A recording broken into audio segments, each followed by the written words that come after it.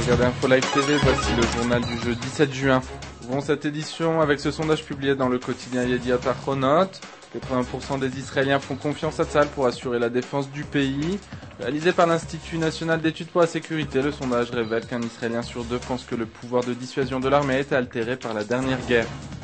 La Syrie, l'Iran et le Hezbollah se préparaient en vue d'une éventuelle confrontation avec Israël sur le front syrien. C'est ce qu'a révélé hier la chaîne israélienne numéro 2.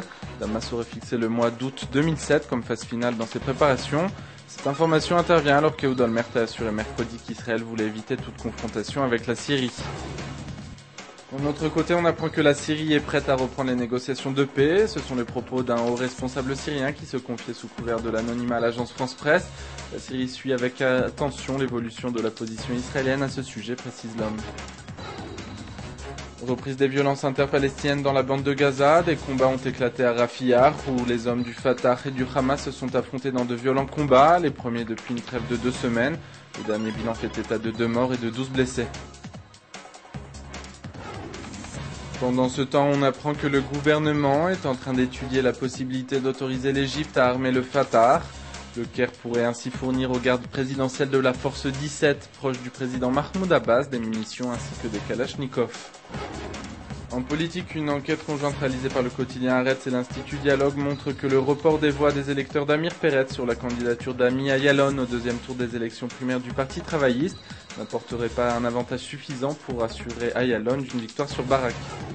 Enfin, un mot d'économie, l'entreprise israélienne Plasan Sasa a décroché un contrat de 200 millions de dollars avec l'armée américaine.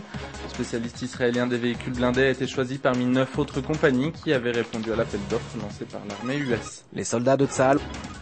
Enfin, votre programme télé sur Info Live TV, c'est un document exclusif sur le mur occidental de Jérusalem, jour de Bar Mitzvah. Et puis retrouvez une série de reportages sur la commémoration des 40 ans de la guerre des 6 jours. Bonne soirée à tous en direct de Jérusalem.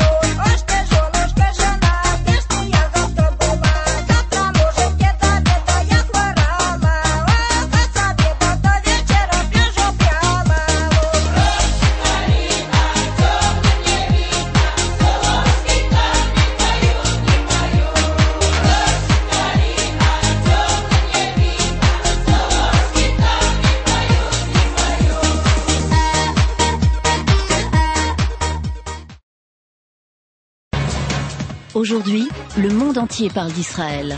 Mais qui parle d'Israël au monde entier, en temps réel, en 4 langues et en direct de Jérusalem? Infolive.tv, la première chaîne de télévision internationale israélienne.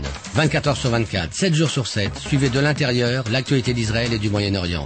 Des reportages, des interviews, un grand journal et des flash infos en images dès que l'actualité l'exige. Infolive.tv, votre regard direct et vrai sur l'actualité d'Israël. Retrouvez Infolive sur internet www.infolive.tv.